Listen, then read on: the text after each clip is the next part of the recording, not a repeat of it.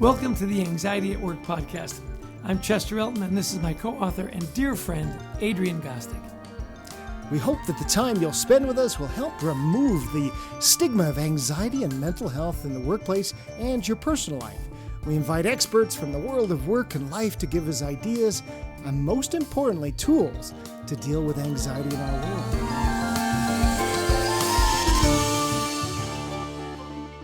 And it's all made possible by our wonderful sponsor, Life Guides. Life Guides is a peer-to-peer community that helps people navigate through their day-to-day stressors by providing a place of empathy, listening, wisdom, and support with a guide who has walked in your shoes, experiencing the same challenges and life experiences as you. Go to lifeguides.com/schedule a demo and add the code HEALTHY2021 in the free text box, and you get 2 months of free service. A great deal. Gotta love that. We also want to thank our sponsor, Go Happy Hub, the most inclusive and timely way to communicate and engage directly with your frontline employees and your candidates with 95% plus open rates. With Go Happy Hub, you can send text messages directly from corporate, and you enable permissions for your frontline leaders to communicate with their team, sending notes of gratitude, logistical updates, referral opportunities, LTOs, new hire introductions, learning content, celebrations, and more. Easily, you can get the right message to the right people with simple segmentation by location, job type, language, etc., and you get feedback from the field in a structured, digestible, and actionable way. That's Go Happy Hub. And we love our sponsors. Of course, not as much as we love our guest for today. Our guest today is our dear friend Susan Schmidt Winchester, who leads human resources for Applied Materials with its more than 24,000 global employees. She has more than 30 years of experience in HR, providing executive leadership for the function, most recently at Rockwell Automation. With Martha Finney, she wrote the new book, Healing at Work, a guide to using career conflicts to overcome your past and build the future you deserve. Welcome to our humble podcast, Susan. We are delighted to have you here today. Well, thank you, Chester and Adrian. It is a delight to be here. Thank you so much. Susan, we're big fans of your book, along with Martha, that you wrote. And as you can see, I'm holding up in front of you. It's dog-eared. It's kind of beaten up a little bit, but that's how books should be. You know, I love that, we still have the, physical books that we can hold. And really, you use a term in this book that we hadn't seen before, and I think you coined this. The acronym is ASDP. Tell us a little bit about this and why this term is so important for all of us. Well, thank you so much. And it is a term that Martha and I coined. And when we started to do the research around those of us that grew up in dysfunctional homes or, had some kind of a dysfunctional childhood, there wasn't really a term to capture the nature of that past on us, particularly as we think about ourselves in the workplace. So, of course, there's the adult children of alcoholics. But what we're talking about here is a much broader set of dynamics that can be happening. And so when we think about ASDP, first of all, the adult survivor. So adult just basically means we're no longer children. Obviously, we're now grown-ups, but that we may still carry some physical, emotional, psychological memories from the past that can sometimes affect us in our careers. But it's just a reminder that we are indeed adults and we have an opportunity to choose how we show up. The word survivor, I think, is a very inspiring word. It simply means that if you had some negative thing happen to you in the past, whatever that was, you are a survivor. You are resilient. You have overcome difficult and challenging things. Often you're an incredibly, hyper-vigilant overachiever in our professional settings. And it's intended to be an empowering word, which is really recognizing that it's worth celebrating the fact that we are survivors of some difficult situations. The word damage, the D in the ASDP, really acknowledges that there was something that happened that wasn't necessarily positive. And this doesn't necessarily have to be, some of the adverse childhood experiences, the ACEs, which are very severe, physical, sexual, emotional abuse, neglect, violence in the home, etc. This could be as simple as having an overbearing or critical parent. that led us to believe certain things about ourselves that weren't always helpful. I didn't really like the word damaged at first because I didn't want people to think that they were damaged. That's not what this is about. It's more a recognition that it was a dysfunctional past, and we have some opportunities to learn about that. And then finally, the P, which is the word past, just recognizes that there may have been painful and upsetting events that happened to you, or certainly to me and others as well, about 2/3 of us, in fact, that are still affecting us in how we show up, and in many cases affecting us quite unconsciously in our careers, which is exactly what Martha and I talk about. So the other thing to note about ASDPs is that we all show up differently. Some of us show up as, crazy overachievers, doing everything we can to constantly perform. Others actually are much less. Sometimes people become invisible in their workplaces. Sometimes some people become bullies.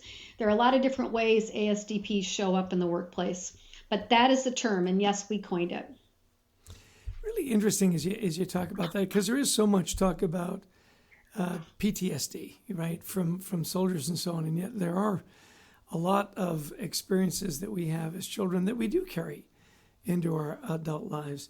You in the book, you get very vulnerable, and it was really interesting the way you told your story. You say you've been recovering from deep-seated emotional wounds for a long time. So as much as you feel comfortable, can you tell us a little bit about that journey and how you got to where you are today, and why you chose to write about it in the book and share it with other people? Sure. No, thank you so much for asking. If you were to look at my resume, you would say that's a pretty impressive resume. Yeah. I've had the good fortune of being the chief HR officer now for 2 Fortune 500 companies, and just have had amazing career experiences. But what most people don't know about me, and that I never shared before writing the book, is that my success was fueled by my underlying belief that I wasn't good enough. And so it was a constant drive to prove myself, to the point of living a life that, while there were certainly wonderful achievements, came with a significant dysfunctional cost, a number of costs. The list is endless. I hate to admit it. Workaholism, going home after the end of the day and beating myself up because I felt like what I'd done wasn't right, or I should have done something differently. I should have said something differently. I shouldn't have said something.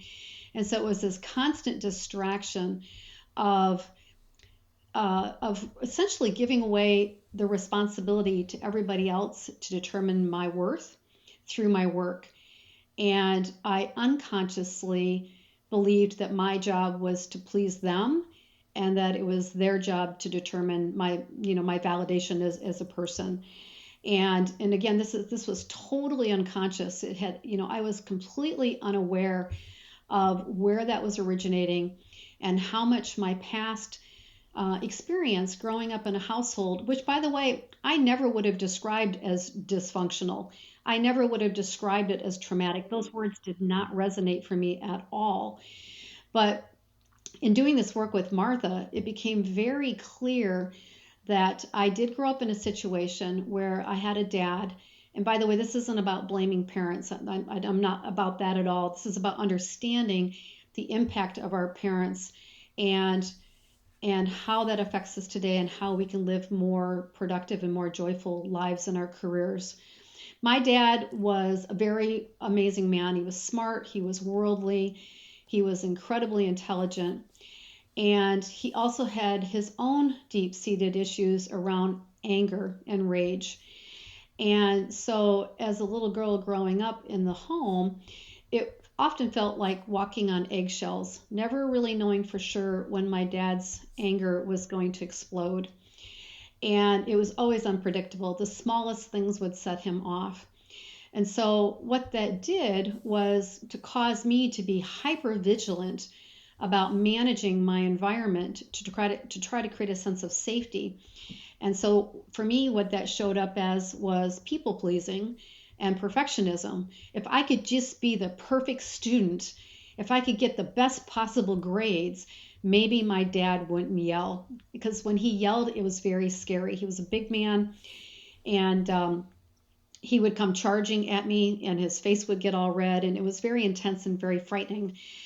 And so that whole experience of living in that environment led me to walk away from my childhood with these deep unconscious beliefs that I had about myself, that I was not smart, that I wasn't good enough, all these things that I believed about myself. I don't think my dad ever intended to send those messages, but those were the messages I took. So I have to say that for 30 years of my almost 34-year career, I was living what I call the unconscious wounded career path, where I was showing up every day. I would get triggered. I would have an emotional trigger to something that would happen at work. And I'm talking about, what are my triggers? My triggers are being judged, being criticized, feeling like I'm getting in trouble or going to get in trouble, feeling like I've let somebody down. There's a whole host of triggers that I've now become conscious about. Those triggers would happen at work. I would have a physiological response of fight, flight, or freeze. Mine was always freeze. And then I would kick right into my people-pleasing, perfectionistic behaviors. And as I mentioned before, the reason why I felt so compelled, I felt almost this duty to write the book in partnership with Martha, who, by the way, is fabulous. The book would not be what it is without Martha. I became aware on this journey, and I'd done a lot of self-development, a lot of different things, but it became really clear to me that I was reacting in the workplace to a set of outdated scripts. And I started, because I have the privilege of working with so many leaders and executives in my companies, I started watching other people in the workplace. I started watching how they responded to challenging moments, conflict in the workplace. And anytime someone was having an overreaction, I started thinking about my own overreactions. And I started wondering if those overreactions were actually these outdated, sort of the childhood past hitchhiking along on my shoulders to work every day, affecting how I was showing up and how I was feeling. And in doing some really deep work about why do I feel like I need to write this book, it became very clear that this is about teaching people that there's a different path. There's a path that I call the conscious healing career path. And we have a choice about which career path we want to live on. I believe that we can have as many wonderful achievements and accomplishments in our careers without the heavy burden of beating ourselves up and being in reactive mode unconsciously to other people and different things that happen to us. And that if we can step onto that conscious healing career path, we can have a completely different set of experiences. We can have in-the-moment interpretations of what's happening versus outdated interpretations. As a result, we make healthier choices and decisions. We are less emotional in how we're reacting to other people. We develop a better relationship with ourselves. Actually, the journey takes us into a deeper discovery of self-acceptance.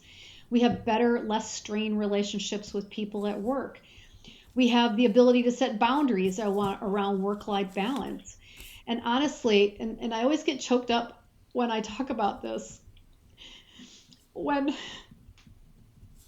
I was in that unconscious place and I was so focused on trying to get validated through other people at work, particularly men in authority, I was in a place where I was unemotionally available for my kids when they were growing up.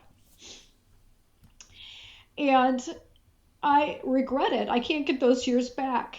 And so the impact of the unconscious wounded path is significant in terms of how we show up in relationship to the people we most love outside of work. And so I felt compelled to bring forward, to be totally open and vulnerable about my own story in an intent and desire to create a better world through teaching people self-acceptance, that they don't have to look to validation from bosses and people at the workplace, so that we can be much more present and in the lives of the people we most love. And actually, ultimately, my secret hidden agenda is we can actually improve the cultures of our companies too.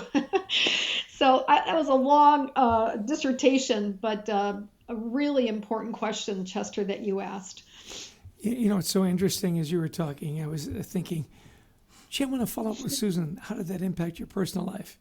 And then you shared that so beautifully. It is really interesting, isn't it? We get so caught up in one aspect of our lives that we can often forget about those people that are, most important to us. So And Chester, if I could, I'm sorry to interrupt, but there's one other significant negative personal impact that happens to a lot of people like me, and that is we use unhealthy habits to self-soothe. So for me, it was alcohol, it was Chardonnay. That's what took the edge off for me. For other people, it's shopping, it's gambling, it's eating, it's all these other things. And it's a way of trying to make ourselves feel better when we feel like we aren't being accepted. That there's huge costs to people's lives as a result of those unhealthy habits. Well, thank you. Sorry. Well, just thank you so much for being so vulnerable in your book and being so vulnerable with us now. I think my unhealthy habit was chocolate, so it was a little less damaging, just a little more weight around the middle. But thank you so much, Susan. It's just a delight when we have people that can share and be so vulnerable with us. Adrian? Yeah, and I love that you're talking too about coping mechanisms, because that is something, especially when we're young, when everything you're describing to you, as many of us have kids, and they just don't have the coping mechanisms to be able to deal with things when they're young, and as you say, then they start coping through alcohol, drugs, looking for love, or whatever it is that finds a way. So this is why just everything you're talking about is so important, not only for ourselves, but for those that we're bringing into this world as well. So really powerful. Thank you. Yeah, the alcohol was my anxiety buffer. And I'm happy to say that God intervened 17 years ago, and I've been sober since. But completely agree. There's a lot of negative things that come from living this unconscious career path. So in the book, then you get into, a couple of terms that I really liked were damaged is not doomed. That's really setting up the story of look at ourselves, realize we are strong, we can get through this. But then I love the term, the rest of your life is yours. Right. So give us you gave us some great ideas about creating some boundaries and others. Give us some real specific things that you have learned that you put into the book that we can take away if we are feeling anxious or our people are feeling anxious. Well, I think the first thing is to recognize, the concept of damage is not doomed and the rest of your life is yours is actually based on the science of neuroplasticity. And the fact of the matter is that this research shows that we can actually rewire the neural pathways in our brain to have different responses and different reactions. And so I think I know I felt like I was stuck on a hamster wheel, that, this was never going to change. I had some pretty deep neural pathways from my past and then 30 years of reinforcing them in my career. But the neuroplasticity research shows that actually by taking different positive actions, we can rewire how our brains work. And so it's a combination of neuroplasticity and the study of positive psychology. And so the way that we teach this in the book, and there's so much more to teach in terms of application of these concepts, is that we can use the workplace as a laboratory for healing. I know this is a totally different way of thinking about the workplace. Typically, we think about the workplace as a place of a lot of stress and anxiety. But what Martha and I have done is we flipped that whole idea on its head by saying you can rewire your brain by practicing, first of all, becoming aware, becoming conscious, making an intentional choice to step off the unconscious wounded career path onto the conscious healing career path, which is just becoming aware and conscious. So many of these reactions happening at work are completely driven by unconscious reactions. So that's the first step. That's a very, I have a visual, I haven't put it in the book yet, but I've got to figure out a way to get it out to the world. A visual that shows that you can either kind of come from a life where you have bumper car moments. These are conflicts, things that happen in your life. And you can either be unconscious to those conflicts and spiral down into the depths of anxiety, the depths of addiction, the depths of, a miserable life. Or you can choose the conscious path, which is a spiraling up, which is a spiraling up of discovering that you're responsible for your own validation. Nobody else gets to do that. And B, we can create a whole different experience in our careers with all these other positive outcomes I mentioned previously earlier. And so some of the very specific ways to do that is to, I mentioned briefly, and I know that this is fun, and you show the picture of the book with the bumper cars on the cover. We use the concept of the bumper cars. We call it the bumper car moment is a crash. It's a conflict that happens at work. And one of the beautiful aspects of the workplace is that there are lots of conflicts that happen. And so rather than thinking about conflict as a catalyst to distress, what Martha and I have discovered is you can actually use those conflict moments as opportunities to reprogram your brain. And so using the science of neuroplasticity that I talked about previously. So what do I mean by that? As soon as you feel like you're having an emotional triggered response to something that's happened, it's an opportunity to get conscious about, okay, first of all, I'm having a physiological response, I'm triggered. Number one, do you know what your triggers are? Do you know what sets you off? I got a whole list of things that I'm aware of that will cause me to go into reaction. And then secondly, when you feel triggered by whatever it is that are your triggers, what are your underlying beliefs that get launched? Mine are very clear. I mentioned them earlier. I'm not good enough is my biggest one. So those are some very specific, tangible things that people can do is, first of all, become conscious of what triggers you. And then what are your limiting beliefs? And then what happens when you get triggered? So when I get triggered, I go into freeze. My heart starts to beat fast. I feel like an elephant sitting on my chest. I get frightened. I literally feel sometimes afraid for my life. It's the old central nervous system programming of what I experienced when I was little in relationship to my big angry dad. And so becoming aware of the physiological, clues. When you're having those clues, you should immediately say, oh my gosh, it's a bumper car moment opportunity. And there's a great book. I haven't read it all yet. It's called The Power of Discord, The Power of Conflict. Actually is the moment of practice. It's that laboratory moment to say, I get to choose a different response.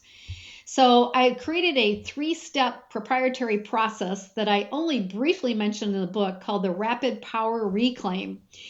And there are 3 steps to the Rapid Power Reclaim when you're having this emotional reaction. Step number 1 is to create choice. Step number 2 is elevate action. And step number 3 is celebrate and integrate. And basically all that means, and there are lots of different ways to practice this, and I have several different practices that help you do this, but creating choice is first of all managing that physiological response. What I have found that I need to do before I can move to the next step is I need to discharge that energy. I need to get that fear, sadness, whatever it is, out of me. And so for me, that can look like just going into a room and pounding on a pillow as hard as I can, screaming, crying, hitting the floor, whatever it looks like, get it out of your system. Because if you don't discharge it, it stays there like a storm inside of your body, and it's hard to move forward. I hope nobody's in that room with you, Susan, when you're doing this. It could be a little frightening. Yeah, well, it's intense. When we get triggered and we have these emotional reactions, our bodies remember that feeling. And so we have to discharge it. And there's lots of ways to do it. You could do it through art. You could do it through what I just described. We've got a whole series of ways to do that. That's creating choice. Because when we are lost in our trigger, we have no choice. And so we got to become clear of what are those clues. The second step is, what am I going to do to elevate my action? How am I going to stop beating myself up? How am I going to go from a place of feeling frightened and scared to feeling powerful and strong? And so generally what I do is I say to people, what do you need to do to elevate your action? There are a million different ways to elevate action. Recently, I'll admit I got triggered by a situation. I was having a strong emotional reaction. I immediately said, oh, good, great, another opportunity for growth. I discharged the emotion, and the way I elevated my action in the moment was I wrote a little Post-it card to put underneath the camera on my, my computer for a meeting I was going into. There was one particular person in this meeting that I was feeling a little bit intimidated by. And so I just wrote a couple of reminders. I wrote, you are in charge. He is not your father. You have options and choices. And I can't remember everything I wrote, but I put that little Post-it note under my camera for the entire meeting. That's great. And it was fabulous. I was confident, I was strong, I was detached from him, and it could not have been a better meeting. So again, there are a million ways to elevate action. The third step is critical to that rewiring of the brain, which is celebrating when we do something differently. We take a different positive reaction and acknowledging it to yourself, and then celebrating, doing something to give yourself a pat on the back. For me that day, it was just going outside and standing in the backyard and letting the sun shine down on me and saying, gosh darn it, I am really proud of how I prepared for that meeting. And then that's what integrates it into our sense of who we are. Those are 3 critical steps to using the workplace bumper car moments to rewire our brains. And the more we do it, the more we become conscious, like, I'm having an overreaction, I think I'm in trouble. Okay, yep, that's an outdated script. I need to do this differently. And the more we use these bumper car moments to practice these new responses, we start to have a very different experience in our careers. Oh, that's awesome. Hey, how can people learn a little bit more about your work, Susan? Sure, absolutely. I have a website. It's Susan J. Schmidt, SCHMITT.com. I did get remarried last year, so I haven't changed my website to include a Winchester in there, but it's SusanJSchmidt.com. And then, of course, I've got information on me on LinkedIn with Susan Schmidt Winchester. But you can find out a lot about the work that I'm doing in this arena with healing at work on that website, SusanJSchmidt.com. That's so great. So many great tips. I'm going to use that one next time Adrian and I have a Zoom. I'm just going to put a little thing. You're not the boss of me. That's what mine's going to say. You're not the boss of me. Exactly. I've never intimidated anybody, ever. Well, it's, everybody has a different way of elevating their action. And I always love the creative ideas that the people I've had the opportunity to coach come up with, because they're just basically becoming conscious that they have a choice and that we can be on the conscious healing path simply by becoming aware of what our old scripts are. Yeah, we're always interested in those tactics and those strategies. You call them triggers. Can you share a few more of them with us, either things that you use or like you say, people you coach? You're talking about coaching techniques for bumper car moments? Well, just those little things that, you've got your alignment and like you say, you pound on the pillow, you do this. What are some other rituals or things that people do to cope in those bumper car moments? Maybe your rituals of self-care. Yeah, there you go. Oh, okay, sure. Yeah, no, it's a great question. I do think self-care is key because it's an element of self-acceptance, and that as we develop deeper levels of self-acceptance, we become much more grounded in managing those bumper car moments. So that's a beautiful lead into self-care is a critical ingredient to engaging on this conscious healing career path. So some of the things that I do for self-care. Number one, I have made it a priority every single day to get up and exercise for an hour. 30 minutes of cardio and weights and 30 minutes of fast walking on the treadmill. And the reason I chose that as a key technique for taking care of myself came from a book that I read years ago called Younger Next Year. And in the book, I'll summarize it quickly. Basically, the authors say we have one of 2 choices in our lives as it relates to our health. We can either have a life where at the age 50, our health starts to decline slowly over many years, and we die at the end of that. Or we can choose a different path and continue the same quality of life from age 50 at least to 75, if not longer, with a much shorter decline to death, simply by choosing to stay active every day. And what really motivated me, and I'm going to share this because I think it's so powerful, is that we send one of 2 signals to our body every day: grow or decay. And the way we grow is through activity, daily activity. And that idea of I don't really want to get out of bed today because I'm tired and I really don't want to go do cardio. But the idea of decaying is such a horrible word that it really motivates me to get out of bed and do that. So that's one big thing is the daily activity. Secondly, I track what I eat and keep track of trying to, maintain a generally healthy balance with my Fitness Pal. I love that app. And I think the other thing around self-care is having what I call it. Well, I mean, this isn't what I call it. A lot of people call it a purpose-driven life. A life where you feel like you're living your life on purpose. And Chester, you asked a question about, wow, you were so vulnerable in this book. I didn't really want to be this vulnerable, to tell you the truth. I'm pretty good at hiding all this stuff. But I felt a duty and a responsibility to share it so that other people would have less suffering in their careers. And so for me, my purpose is teaching self-acceptance to create a more joyful world. And healing at work enables me to do that. So the purpose-driven life, and I think that the last thing I would say in terms of self-care practices is making my relationships with the people I love a priority. In the past, I would always say, oh, I'm sorry, I can't talk right now, I'm working. Now, if one of my sons calls and says, Mom, can you talk? If I'm not in the middle of an important meeting, I will say absolutely. Taking time off with each one of them recently to go to Six Flags Great America and ride amusement park rides all day. And taking time out to have fun. That's another key practice. All of those things allow us to be better equipped to handling the conflict. Well, this has been so great, Susan. I can just see people, whether you have anxiety yourself or you're leading others, just taking ample notes throughout this. Such a great discussion. Now, as we kind of wrap up, what one or two things would you want our listeners to take away today? I think the first thing is just remembering that the rest of your life really is yours, and that we have the opportunity to seize healing and joy and self-acceptance. It's part of our birthright. Again, it's not about blaming parents. I don't come from that place at all. And in fact, at the end of my book, I give my dad credit for being the greatest teacher of self-acceptance, because I felt like he did not accept me. It was essentially a lesson that it was my job to determine that, not his. And so I think that's really key.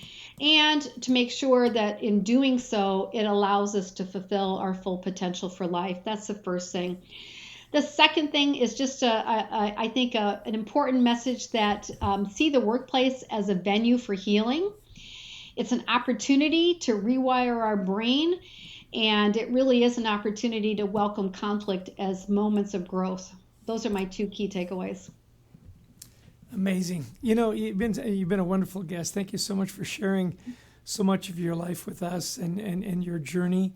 I just know that people that are listening to this are going to go, yep, I can do it. That encouragement, that purpose that you've got to bring it out. And I love that you say that the workplace is a place of healing. So often we hear that the workplace is a place where it beats you up and beats you down. And I love the way you flip that around. Well, Thank listen, you so much. Yeah, we'd like to thank you for being on the show. It's been a delight. We knew it would be. Take care and be well. And Adrian, what would you like to say, and Susan, as we wrap up? Yeah, Susan, you are so generous with your time. And again, for those listening, Susan, CHRO of really a Fortune 500 company, you've got many things pulling you in other directions. I just love that you would take time with our community to help them today. So thank you so much. Yeah, absolutely. And I forgot to mention, too, if it's okay, Christina said it'd be okay. I do have a free giveaway. It's our Chapter 5, Why the Workplace is a Laboratory for Healing. And so if anybody's interested, feel free to email me at susan@susanjschmidt.com, and I'll send you this beautifully designed Chapter 5, Why the Workplace is a Perfect Venue for Healing. That's great. And Christy will put it in the show notes as well, so everybody can get a copy of that. So again, thank you, Susan, and I'm sure we'll talk soon. Excellent. Thank you. Thanks, Chester. Thanks, Adrian. So Adrian, so vulnerable, so accomplished, so amazing. What a great interview. She really was. I mean, Susan, we've been able to do some work for Applied Materials and give some speeches. An amazing culture that Susan is helping develop. So let's, kind of unpack a little bit what we found from her amazing talk. I thought this adult survivor of a damaged past is so important. So many of us ignore the impact that our pasts have had and don't realize sometimes how it is influencing our work every day, how we react to conflict, how we react to our bosses, etc. I thought there was really powerful self-insight there. Yeah, how it manifests itself. A crazy overachiever, you become invisible, you become a bully, how that happens. I thought it was really interesting when she talked about relationships, about how it affected her. This is when she got very emotional. Making relationships a priority when you understand that it doesn't just impact your work. You take it home. How often have we told people that, right? Yeah. It's not just your work. It's your whole life, because work is such a big part of your life. And how she got very emotional about that, and then dedicated to reclaiming those relationships. You and I both were laughing a bit off mic when we said, if you want to reduce anxiety, I'm not sure riding the roller coasters at Six Flags is really your best. Not for me. Those things scare the crap out of me, but she loves them. Not for me. Yeah. Interesting, that part as well. Take it to your personal life, right? Exactly.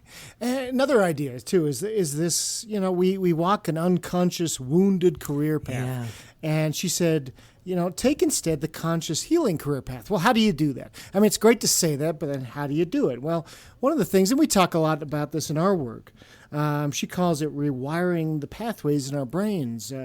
In psychology, there's a term cognitive reframing, where we really consciously have to think about, oh my gosh, a conflict is coming. Instead of thinking about, oh my gosh, I hate conflict, we think about what a great opportunity. I get to build a relationship with this person. I get to work through an issue that could help me communicate better. I can be stronger from this. It's tough, but we have to consciously try to do this.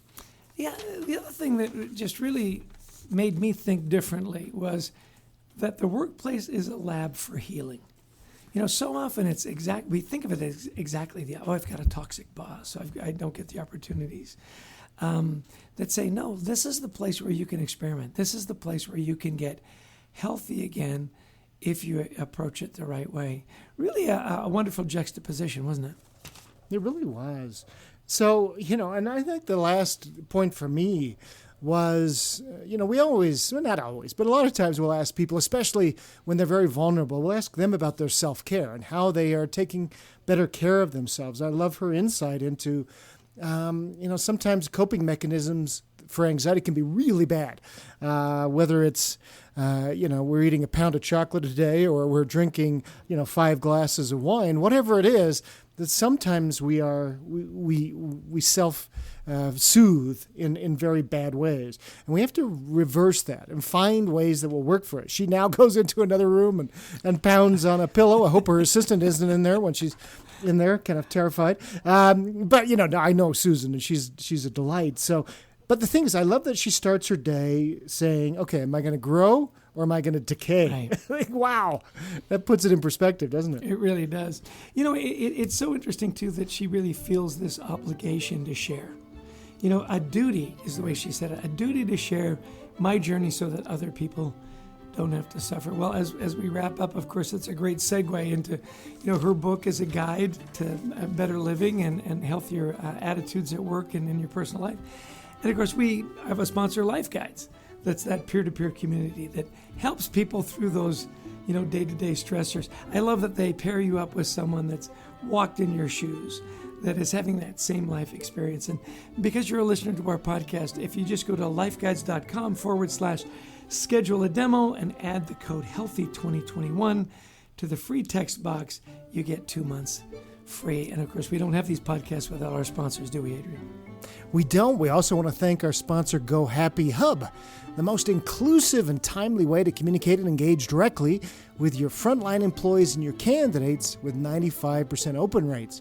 We love Go Happy Hub, and you will too. So we want to thank everybody for listening in today. If you'd like to learn more about anxiety at work, of course, check out our new book from HarperCollins, Anxiety at Work. We want to thank our producer, Brent Klein, to Christy Lawrence, who helps us find such amazing guests, and to all of you who listened in. Of course, if you like the podcast, please share it. You know, we'd love to have you join us in our online community, WeThriveTogether.global, where we're creating a safe place to talk about anxiety and mental health in the workplace. Well, Adrian, until next week, to our next amazing guest, let's wish everybody that they might be happy and healthy. Take care and be well.